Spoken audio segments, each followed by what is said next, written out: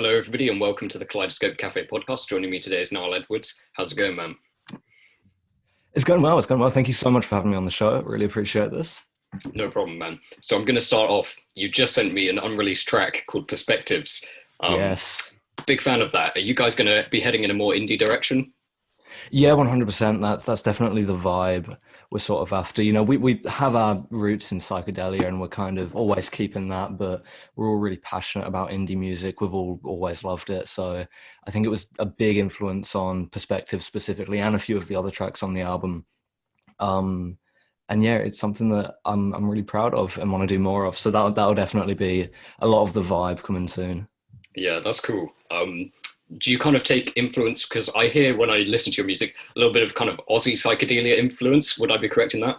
100%. Me and Seb, who's our vocalist and contributes with all the writing, are both big Tame Impala fans, who Okay, is nice. an Australian rock act. So and I'm a big King Gizzard and the Lizard Wizard fan. I'm a big Pond fan. So it all is sort of like meshed into this one like mess of me just doing what I've been a fan of for so long.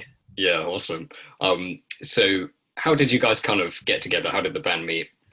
Um, it was weird. It was kind of a weird crossover of me and Seb wanting to do a band anyway, and become a band, and then also, funnily enough, just a school project. Okay. Because I've just graduated from high school a few months back, and so I remember I was on PlayStation actually talking to Seb whilst we were playing something, and he was like, "Oh, have you heard about we've got to form a band for the next sort of music unit at school?" I was like, "Oh yeah, I've actually been working on some demos of some music." And at that point, Decidrium, which was our debut track, I'd been working on already for like a year. I was Okay, like, I well, can send you it all over and you can take a listen. And if you like the sound of it, we can use it for that project.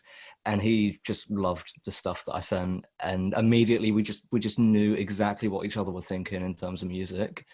And then Jake and Aaron, who were also part of the band, just kind of, they're mates of ours and they heard what we were doing and they were interested and we talked to them about it and they wanted involved. So, it was a pretty just natural thing of friends getting together and doing what we love. yeah, that's awesome. So how did Decidrium come about in the first place?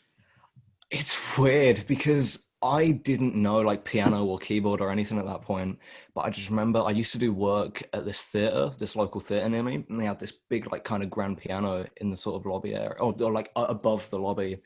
And I remember just sitting on it and playing these chords, and I don't know how I knew them or where it came from or where I picked them up from, but it'd just be from that point forth. Whenever I'd sit down at this piano, I'd play these chords originally in kind of like a Western like honky tonk kind of way, and then that grew when I got my sister very kindly gave me like a MIDI keyboard. Mm, I remember just plugging that into I think GarageBand at the time and finding these synth sounds that I liked and playing these chords and being like, oh, this could actually be something. Like this could be yeah, a song. And so it was never like an intentional thing of me sitting down and being like, I'm going to write a chord progression. It just sort of came out of nowhere and I got attached to it. And then here we are. I'm still working on the song even after it's released. The version that's going to be on the album is going to be pretty different from the one that people would have heard already. okay. What can people expect? It's a bit more blown out. The ending is a bit more bombastic. There's a lot of sort of stereo panning effects coming in and out. Different, like there'll just be like occasionally just a synth sound that I like coming in for 1 second and then disappearing for the rest of the song. It's Nice, just, nice. it's very sort of me going, because I didn't I always have felt like we jumped the gun with releasing Decidrium. I Mhm. feel like we all just got like excited when we figured out we could release stuff on Spotify. And we're like, okay, let's put Decidrium out, let's put it out. And looking back on it, a lot of it, I'm like, no, I could do more with this, and it's kind of like my baby. Mm. So I've been working away at it still. New drums as well. Okay, Uh, well, read on the vocal track because I don't like how nasally I sang it. Um, so yeah, it's pretty much all redone. It's the same song, obviously, but yeah, it's all sort of revamped. that's pretty awesome. I look forward to it. Do you produce your own stuff then? Yeah. So I'm kind of, as well as being the sort of probably the main instrumentalist of the group, because I do sort of play everything. I do bass, guitar, keyboard, drums. So I sort of dance around and do a bit of everything. I also act as the group's producer and just sort of tie everything together. Okay, right. Um, so yeah. Yeah. New drums. Is there a new drummer or just changing it up? So the drums in the original track are like this kind of like loop that I found that we were free to use, but I always just kind of put it in as a placeholder. And then as we were approaching the release date, I was like, I kind of think this works. But when it's in the context of the rest of the album, it's the only song that doesn't have like real human drums on it. So I've gone like, you know what, I'm gonna do this properly. Yeah, So I've gone ahead and redone it. So you guys are working on that in the studio now or in the future? We're working on it now. It's been a bit slow lately just because we had the whole sort of break because of COVID stuff and not being able to meet in the studio. But we're finally getting back on it now after a bit of an extended break. But it's good because we've all come back like fresh and rejuvenated and full of ideas. Yeah. And so we've just kind of let everything go and just we're really having fun with it, which is all you really want, you know. Yeah, definitely. Do you have a planned release date for that? Or is that on the new album? That'll be on the new album. So which we said 2021. Fingers crossed that still happens. But we're not sure at the moment. But yeah, that new version of Deciduum will be out on the album. Yeah. So I guess I'll take it back a bit. What kind of influenced you to get into music in the first place? Do you grow up on psychedelic music or what kind of stuff? 100% I think I did. My mum and my granddad have always been like, as for their whole lives, massive fans of The Who. So pretty much the moment I was born, I've been a fan of The Who. Okay. And they've always been like my favorite band throughout my life from beginning to end. In fact, from before the beginning, because my mum was pregnant with me when she went to see The Who live. So kind of it started there in a way. Yeah. I've always been like massively influenced by them, and they have some sort of their foot in psychedelia at times. And then I've also just been a massive fan of Cream my whole life and the work of Eric Clapton, and the Beatles are an obvious influence that everyone points to when talking about psychedelia, but they've always been up there for me. So yeah, it's always been a big present thing in my life. Yeah. The Who, I remember I got into them, God, it must have been like second year of high school or something like that. And I just remember listening to Keith Moon and just thinking, this guy's nuts. But it was incredible brilliant. drummer. Just one of the greats. Insane. Yeah. So how was the reaction to Deciduum's first release? Oh, it was really, really good actually, because I expected just to like release it, nothing would happen. But I remember sort of really panicking because the day we released it was January 2nd, but it didn't come out on Spotify until like 2 or 3 weeks later because we kind of botched the launch of it. We just had no idea what we were doing. I had people asking me every day, like, I've heard it on YouTube, when's it coming out on Spotify? I want to put it on my playlists. I was like, oh, wow. Which, you know, induced a lot of panic, but it was also like really meaningful to hear that like people liked it enough to be like curious about when it was coming out on like Spotify and stuff. And so, and then when it did go up on Spotify, I just remember people just being so nice and so kind about it. And it really just meant a lot to me because it'd been a song I'd labored over for so long. And so I was happy that people were just, you know, enjoying it. And people had read the lyrics and just been like, it really, I can't even describe it. It was just insane. And it's just so rewarding just to have it put out there and people having an opinion on it, even if they don't like it. The fact that they've got an opinion on it is enough for me, honestly. Yeah, I definitely had the same thing with my sim release of firstly not knowing what I was doing, but then secondly being sort of baffled when people reacted well and being like, oh, this is awesome, people actually like my stuff. Definitely. It's incredible. How did the lyrics come about? I remember, so it's a song about nostalgia and being sort of really sentimental and like wishing you could go back to a previous time in your life and sort of relive it. And I remember it literally just came from me feeling that one night and being like, I had the sort of skeletons of the instrumental for it sorted out on the computer. And I was like, you know what, I'm going to write the lyrics. I'm going to take this feeling. I'm going to write the lyrics. I remember I was looking up because nostalgia didn't feel like the right word. So I was looking up like a word that meant like a deep desire to go back and relive a part of your life. And top result on Google came up, the word Deciduum. And I'd never heard it before, but I was like, that's perfect. That just fits. And I just remember it was kind of, it's the only song I've ever written that like first draft lyrics I've not been able to improve on. And I've just have been perfect. Because I really like with everything else, I've really labored over word choice and read on stuff. But with Deciduum, it's been like the lyrics I wrote that day have just perfectly encapsulated like what I was feeling at the time and what I was wishing for. And I just, I guess it came from just a place of really not knowing where my life, because I wrote the lyrics in quarantine in 2020. So I really didn't know where life was going at that point, and I was kind of stressing out a lot.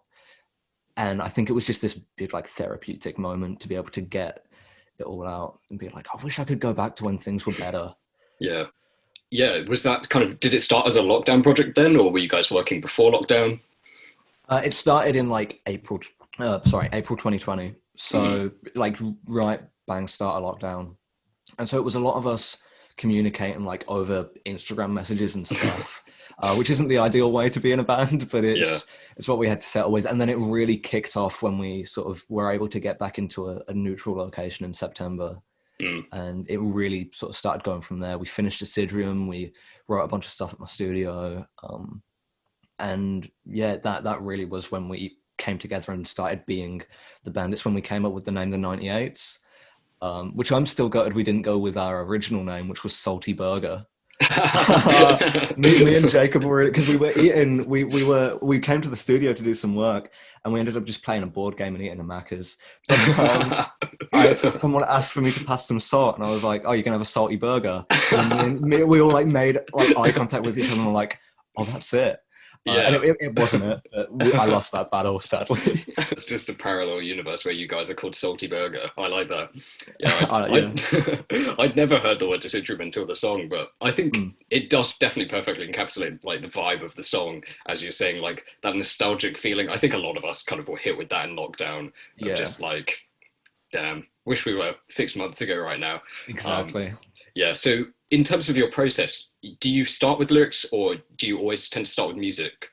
99% of the time it's starting with music. It's always chords first for me, even though like the first instrument I ever played was drums, and I think drums are like potentially the most important part of a song. Okay. That comes after, like I develop a rhythm after I've got like a chord progression, because I don't know why, but that's just always been my process. And whenever I'm bored, I'll sit with my acoustic guitar and just play random things, and I'll end up like stumbling along some chords that I like and be like, okay, that's a song. Yeah. And sometimes it will go on and become something fully fledged, and sometimes it will just stay in that kind of acoustic messing around state forever. But when I feel really like intensely about like, okay, I have to find a bass line, I have to find vocals, I have to find drums, that's when I know that it's going to be a song, rather than just something that stays a little weird nonsense acoustic ballad that I sometimes whip out at parties. Yeah, I get that. I'll record something on like iPhone notes and I'll revisit it like a week later, and if it still sounds good, I'm like, oh, it's actually good. But if I really revisit it a few days later and I'm like, what was I thinking? Then I'm like, yeah, chuck it in the bin. 100%. So in terms of the other members of the band, who do we have? We have Jacob, Erin, and Seb. Yep. Perfect, right. You nailed it. Yeah. So Seb's our vocalist, and is kind of my, like, whenever I have to like run an idea quickly by someone and I don't have time to like check with everyone, I'll run it through Seb. He's the sort of like he's the guy. And he helps write a lot of stuff, and he's around the studio a lot whenever I'm messing about with chords and telling me what to change and when a song sounds cool and when it doesn't sound as cool. And then we've got Erin, who's sort of the other multi-instrumentalist of the group. And she plays flute as well, which is mental. Okay. We're getting flute in one of the songs on the album because it's something that like no one else in the group can do. And we're like, you've got to do a flute song. And yeah, she's insanely talented as well. She's a better guitarist than me, better keyboard player than me. I don't know why I'm in the position that I am in with the band when she is genuinely more talented than me. And then we've got Jacob as well, who's on guitar, and he can also do a little bit of bass as well. So I've been showing him the ropes on bass a little bit because he's quite new to that. And we all like, it's weird because none of us really have like a set role in the band where it's like, here's our guitarist, here's our bassist, here's our drummer. We all just kind of do whatever. Okay, and I think in a weird way it comes out in the music because you can tell it's just all of us giving it our all, and it just comes out in this weird amalgamation that I think I like to think sounds cool. Yeah, definitely. I think, yeah, to bring it back a while ago, you mentioned you had a studio. Do you guys record in your own studio? Do you kind of go to a studio? Yeah, so this is my little home studio that I'm in here. I got it set up in about September of last year. And my dad very thankfully like gave up the garage so that I could sort of put my guitars in here. And I got a sofa and a TV in here, so I just sit in here all day and watch TV mostly. But there are drums in here, there's guitars, there's keyboards. It's my little sort of corner of the house where I come and squirrel away and work at whatever I'm working on. Yeah, I saw in the live version of Deciduum, you're kind of you're pressing buttons, you're doing things. What kind of gear setup have you got back there? I've got some looping pedals. I've got so that synth that I'm using in the live version of Deciduum is actually just like a 100 quid electric keyboard that I think was Right. Toys R Us ages ago. But I've got it wired through into like into my laptop that then has a bunch of MIDI presets that I've got a controller that I can flick through and change everything and loop stuff and add vocoding. So my whole thing has been just making the best out of kind of unorthodox and kind of cheap equipment because it's all I've sort of had access to. So I love sort of the weird problem solving with that sometimes when things just like, because that's how distortion was born. Like it was just someone doing what they weren't meant to be doing with a guitar. And now it's one of the most like iconic things and so used. So I'm just kind of doing that. I'm just kind of experimenting with stuff and seeing what comes out in the wash, you know? Yeah, I think it's definitely almost nice sometimes when independent artists kind of have to work within their limitations. It can sometimes like create their own sound. I've definitely seen that quite a bit. Yeah. 100%. In terms of the sounds you've kind of already covered, you guys have gone from synth stuff all the way to guitar stuff already. So Yeah. where do you kind of pull the different genres from? Is there different members of the band who are more into synth, different members into guitar music? How did that kind of come about? I think once the album's released, we'll be releasing like a little behind the scenes video and you will be able to see when we were writing Time and Change and I was desperately trying to like cram a synth part in and they were like, no, you're done. Stop doing this. So definitely in the early days, I was definitely trying to spearhead more of a synth sound, but then I got an electric guitar and I was like, okay, this is it. This is my life now. But I think we do all kind of pull in different weird directions. And then it is just the song ends up like this weird Venn diagram somehow. And I really like that because, yeah, the decision to make like Time and Change is probably like not the rockiest song on the album, but like the most opposite one to Deciduum. So it was definitely a conscious choice to release that straight after Deciduum to show like, look, there's going to be a range here. Yeah. And most of the album is somewhere in the middle, but there are these kind of high points. I've been battling to have like a really just grungy, like almost like punk song in there halfway through just to really break it up. But I don't know if I'm going to win that battle. So you'll have to wait till album release day to see if anything ever comes of that. Yeah, that'd be definitely cool. How many tracks are you guys kind of planning for the new album? We're aiming for 10, but I'm thinking we might be able to push a couple more in there. It really just depends where our heads are at the time, you know? But if it gets to a point where we've got 10 tracks and we can release it in 2021, I'll do that because I want to meet that release date. But if that 2021 release date's already passed and we're like, okay, we've probably got a bit of time, we'll chuck in a couple more tracks. It really just depends where we end up. It's really unscheduled and loose, but it's you know, it's coming along, which is all I can hope for, you know. Potentially sneak that grunge track in there then. Hopefully, fingers crossed. Yeah, so in terms of Time and Change, how did that track come about? Was that written by you or? I remember after the infamous Salty Burger name pitch session, Seb and Erin went home and Jacob had stayed at my house the night before because we're both big football fans and it was the big Celtic versus Rangers derby game. I'm a big Celtic fan and he's got like Celtic fans in his family. So we watched that and he stayed overnight. And the next day I was like, I've got this like idea for a song. I've kind of got that was a rare one where I had the vocals first. And I was like, I've got this vocal melody, can't figure out the chords under it. So we kind of sat together with my keyboard and figured out what the part was.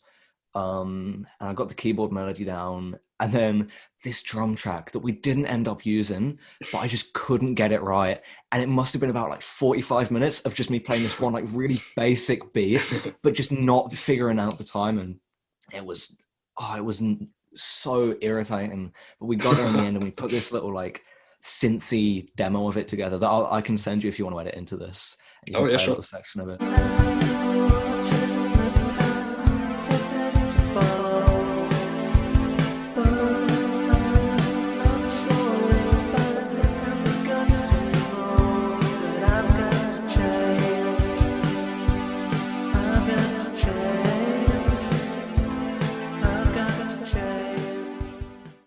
And it wasn't good, but we loved it, and we showed it to the rest of the band, and we were like, this could be the best song we've ever done, and they were like, no. But then the next meeting, we ended up sort of messing about putting a guitar on it, and then it sort of became the more rock-esque track that it is today. Right. And I love that track. I think it is now our best track that we've done, and it is just my favorite. Yeah, I definitely agree. I think it's just got I don't know, it's got that kind of indie but a bit more rockier vibe to it that I think worked really well for you guys. Yeah. Um, 100%. so in terms of how was I to know, was that kind of the same story you kind of came up with a start of an idea, or what was the process? I don't remember. Okay. With that one, I think I woke up one day, and I'll be honest, I think I'd gotten a little too drunk the night before, and I woke up and my laptop was open on charge with that song open. Hmm. And I think I was just looping stuff and experimenting with like different things, but I kind of really liked this little beat that I'd made. And so I chucked some vocals on it about like a breakup that I was going through at the time, and showed it to Seb, and he loved it. And it was his favorite track that we'd done at that point. And he was like, we've got to release this. And I was like, I don't know. It's just kind of me looping things. I don't really know what I reckon of it. But he was like really pushing for it. And I'm sure if you talk to him, he could give like a better story on how he discovered it and how he, like, what he thought of the song and how much he liked it. But it took until releasing it for me to go, oh no, maybe that's a good song. Okay, Because right. then it came out, and I was like, okay, no, this is quite cool. It's got like a kind of bouncy, but it's not like our sort of thing that we normally do, but I'm kind of into it. Yeah. So that was one of just, because I think whenever I write a song, and I hear a lot of musicians talk about this as well, but it starts off with that like spark at the start of them being like, then finding the idea for the song and getting really, really excited for it. And then that kind of like troughs, and it takes until it releases to get to that peak. And I think remembering how excited I was for it at the start has always got me through that with a song. But because I couldn't remember making How Was I to Know, I never had that like, no, I've got to trust myself. I remember thinking this was good to fall back on. So it took until releasing it for me to feel good about it again. But now it's Okay. out, I do quite like it. Yeah. Do you think like other people's reactions affected that? Like if you got a positive reaction, do you think that would have maybe like I think affected how you so. did it? I think it's a lot more of like a poppy track than Time and Change. So I remember it was weird because this was before like I graduated high school when that song came out. And I remember sitting on the field and people coming up to me, and we had like all these people that had just listened to like hip hop and pop for however long, listening to this kind of weird psychedelic rock song and telling me how much they liked it. And I was like, you're not being honest with me. But, but How Was I to Know being on the same release, I think grounded it for a lot of people. Okay. And so I think I liked it for having that anchor for Time and Change to be more accessible for people. And I think people sort of like both the songs as much, which gave me sort of more confidence in both of them. I think they kind of Mm. lift each other up for me. Yeah, I can see that. I've definitely in the past, not really with my own music, it's mostly been sort of acoustic stuff. But sometimes I'll find a band I love, like a psychedelic band, for example, like psychedelic porn crumpets, and I'll go and show it to somebody, and they'll go, "Oh, yeah, that's brilliant." You can just see the light switch in their head, like, "What Yeah, the fuck have you just shown me?" 100%, 100%. We do like to talk about psychedelics on this podcast. Where did the influence of psychedelia come in terms of your music? I don't really know, to be honest. I think it is just from listening to that music all my life. And then I kind of rediscovered the concept of it when I sort of in like early 2019 bumped into Tame Impala's music, Hmm. which is obviously like probably the biggest psychedelic band of current sort of that are currently working. And listening to Inner Speaker and Lonerism especially, and just those two albums becoming some of my favorites of all time, and being like, oh, this is what psychedelia is. I think I love this. And then just sort of falling in love with the genre, and being really inspired by Kevin Parker, because he is Tame Impala, he does all the stuff himself, and being like, there is no reason that I can't be doing this too. Like I can just give this a go, and if it sucks, it sucks. If something comes of it, great. And so I think, I think you can hear a lot of the influence, especially of like Tame Impala, on some of the 98 stuff, especially on Deciduum. I think it's a Yeah. very Tame Impala track, and I wouldn't have it any other way, because it's perfect to kick it off, to kick our discography off with a song that is me just doing Tame Impala. Yeah, I was going to say, were you influenced by previous decades of psychedelic music, kind of 60s stuff? 100%. I think so. My about a year ago now, or something like that, or maybe a year and a half ago, COVID has messed with my sense of time so much. But my granddad took me to this local record shop and he bought me a copy of Sergeant Pepper's Lonely Hearts Club Band on vinyl. And I went home, put it on my turntable, listened to it. And it was the first time I'd listened to the album all the way through. And it just blew my mind. And I think that was a big moment of going, like, because that is potentially the best psychedelic album of all time. Hmm. And I remember thinking, like, how can how can people write this? How is this something that it's insane? It's an otherworldly album, and I think that's always been like a big inspiration for me. There's a song on this album that we're making that's very Mellotron focused in the style of a lot of that sort of era of Beatles stuff, especially Strawberry Fields Forever has been a big inspiration on that track. Yeah. So there's definitely early stuff in there, and I'm a big Led Zeppelin fan as well. So I think Right. I've got some kind of John Bonham-esque drums in there because I'm from the same town that John Bonham's from. Oh, So right. I've always had that sort of inspiration around me. Um, so there's some Bonham-y stuff on this album, I reckon. That's what we like to hear. I remember I watched their film The Song Remains the Same, the film about Led Zeppelin. Must have been like 13, and I remember that was a big moment for me of realizing, oh god, I'm gonna become one of those Led Zepp heads, but it's Yeah. okay. I just accepted it, you know. Same with the Grateful Dead, they were a big one for me, I think. Um, Mm. in terms of the band name, the 98s, obviously you dropped Salty Burger. How did the name the Oh, 98s yeah. come about? That was Seb's creation. I remember us just sort of sitting on this bench, and like it was after Salty Burger had just been shot down about a week prior, and me and Jacob were still in mourning, and we were still really pushing this kind of band meeting, like, no, it's good, I promise you. And Seb just came out and was like, "How about the 98s?" Hmm. And there was something about it that we all just got attached to, and it stuck. And I don't know where he got it from. But his on like whenever he's had like a username on something, it's always been Sabibatory, and then on PlayStation it's Sabibatory 98. So I All think right. it might stem from that somewhat, Hmm. but I don't know. We'll have to talk to him about that and get the proper story. Yeah. In terms of live playing, have you guys been doing much live stuff? We've not yet. We I don't think no, we haven't done a single show, Okay, which well. is definitely a shame. But things have just been really hectic with COVID and stuff like that. And then we're so focused on just doing this album that we haven't really thought about like rehearsing to play live, especially because the songs that we've got at the moment are so like multi-layered and there's Mhm. four of us that we're not really sure what we're going to do. So we're kind of leaving that until the album's finished to have our next big project be, okay, how are we going to figure out how to do these songs live? And Mhm. then sort of get to grips with that and then do a few live shows and see what we get up to there. Right, so maybe 2022 potentially. Definitely, I reckon. Definitely Yeah. 2022 will be a big year for us doing live shows, and we'll try and record some of it and maybe get a live album up. I've always wanted to do that, so Okay, wow. we'll see where Um, that goes. live versions of existing songs or new stuff? More than likely, I've always loved the idea of having just a few songs that we play live and never release.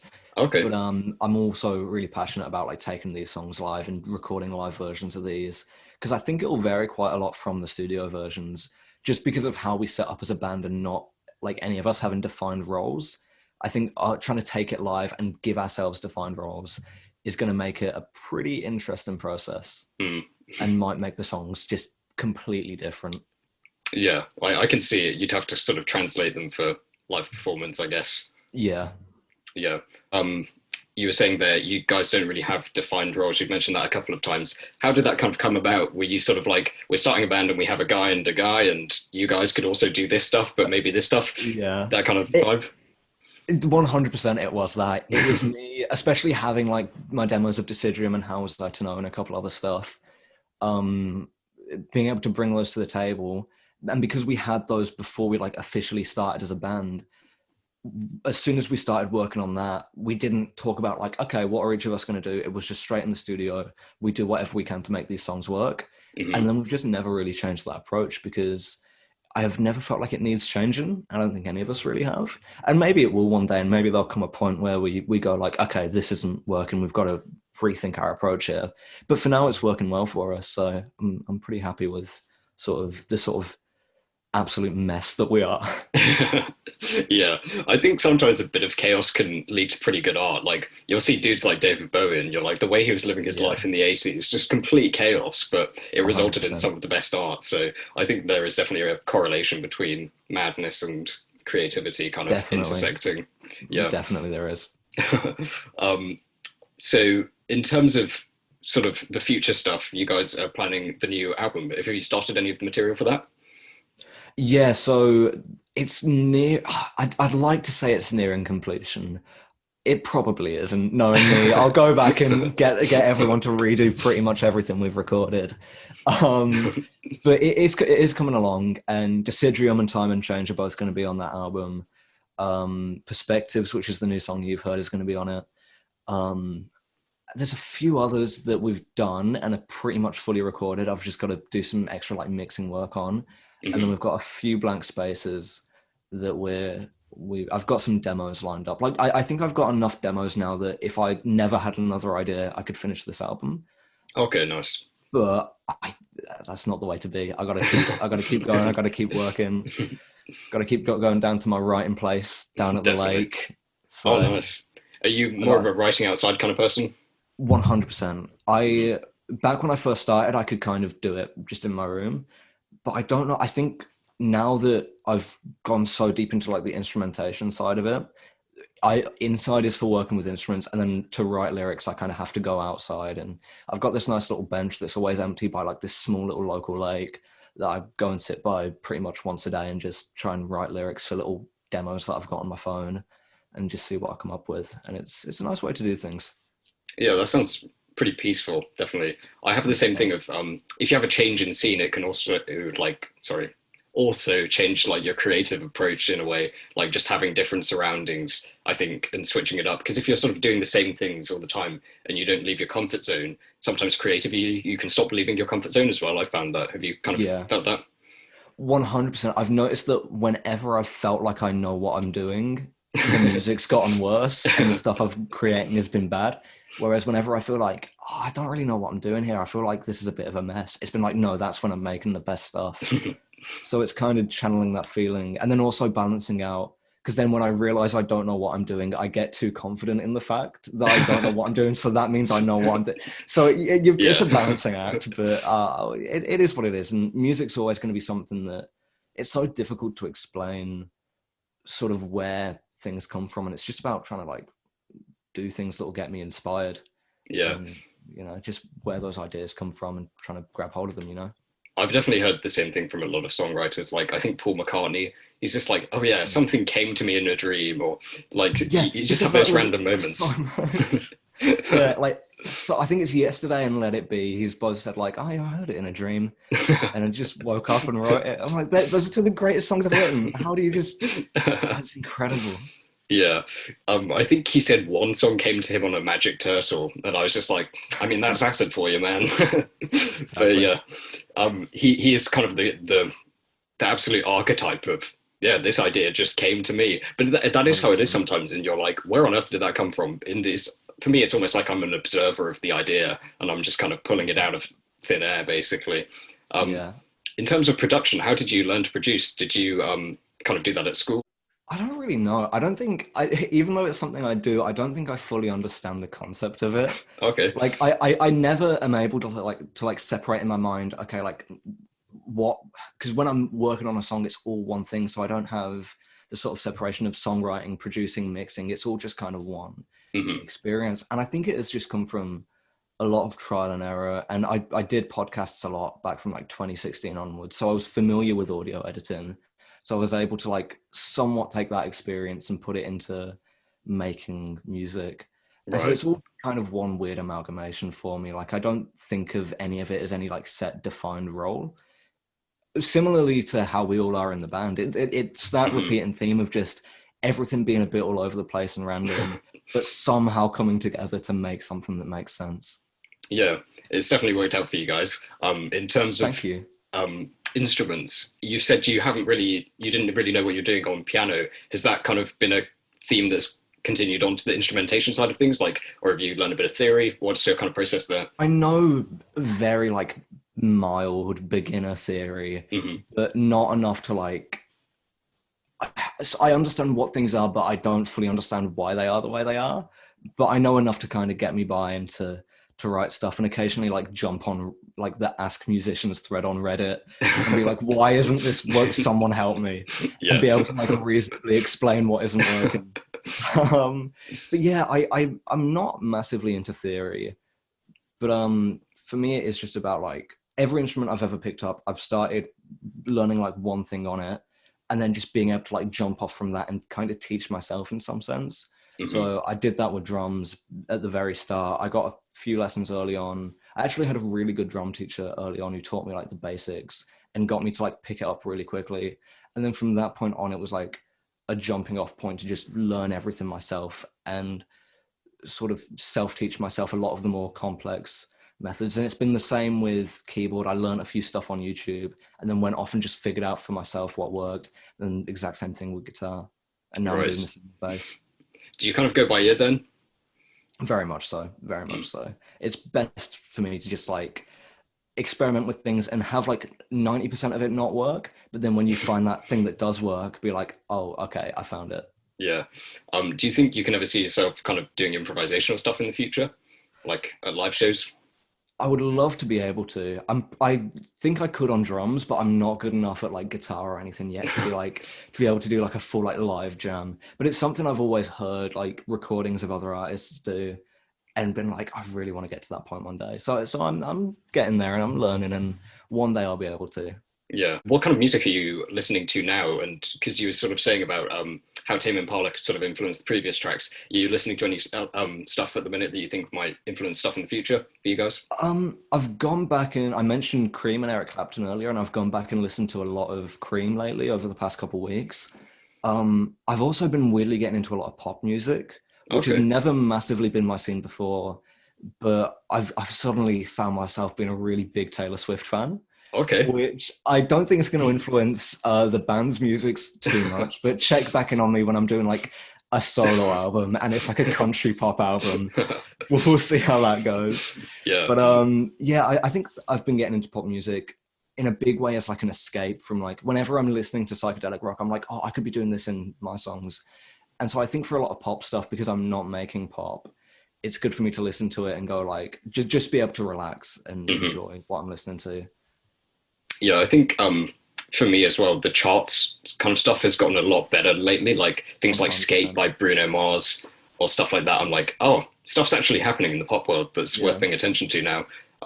Whereas in the past, that was not so much the case. But Yeah. it's interesting you bring up Taylor Swift. I must admit, I do quite like her music. We. I do like 22. I remember listening to that in like my uncle's car as a kid, windows down, blasting the Taylor Swift. So, I What a mean, scene. no shame in that, man. Not at all, not at all. Do you think any country influence will be coming in with the 98s? Or do you not think that Oh. you'll get that past them? I think Seb's quite into country music. So if we can convince Jacob and Erin, then maybe. There Hmm. was an acoustic song that I did really want to put on this album, but it just never really worked out. I don't think it was a very good song. Looking back on it now, but I got really attached to it because of like what it was about. But Hmm. and so I think I do that a lot with songs. I sort of latch on to like what the lyrics are about and not realize like, oh yeah, this song's shit. Like, why am I doing this? But yeah, I'd love to do a kind of to blend psychedelic rock and country music together would be just Hmm. the ultimate like finale track on this album. Like I'd love to do that. So maybe. Yeah, I love sort of stuff like Woke This Time and Robot Stop with King Gizzard, where they'll bring out like the harmonica, the more country stuff, and just whack it in like a kind of metalish or psychedelic song. I think that could work really Yeah. awesomely. Yeah.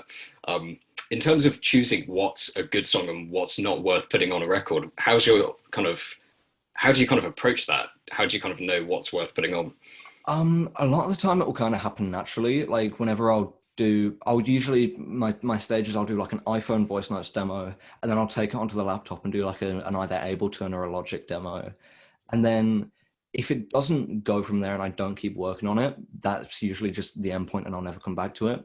Whereas if it's something I keep coming back to and keep working on, it'll then go on and become a full song. And then I have that with a lot of the rest of the band too. When I send a demo, if it's something that keeps getting brought up again, we'll know, okay, this is a song we like and we want to do something with it. Whereas if we all kind of forget about it, then that's it, and it just naturally fades away and we never do anything with it. Which is just, it works for us. And it's just a good sort of system that we all sort of silently have with each other, where we know if a song's going to go anywhere or not. And we don't need to say yay or nay, because it just kind of comes out naturally. Yeah. I think for me, that's something I've had to work through, is just, I'll write like 10 songs and one will be good. And it's about discerning which one of those is actually the good one, and not just, because you can become like so attached to something that you've written. Especially, I think for me, the time investment that I've put in can play a big factor into how good I think it is. I'm like, it must be good. I've spent hours on it. It's like, that's not always the case, dude, you know? And there's been a lot of times, especially with the Sidrium, even though we've released it, that I've still been working on the album version. I've been like, maybe it's not good. Maybe I've just spent nearly 2 years of my life on this song. I think it's a good track. So you have my vote of confidence. Thank you. Do you want to let people know where they can find you on social media? Yeah, so all of our social media, and by all I mean literally just Instagram and Twitter, is at the 98s Band. And on Spotify and Apple Music and Deezer and whatever, you can just search the 98s. And if you put the at the start, it should come up before the grime group of the same name. So just if you put us on and you're listening to what you think is me doing like this really hard rap track, it's not us. You've clicked the wrong thing. Right. Right on, man. Thanks for coming on. Thank you so much. I've loved this. So thank you very much for having me on the show. Same, man. I'm going to end the recording now.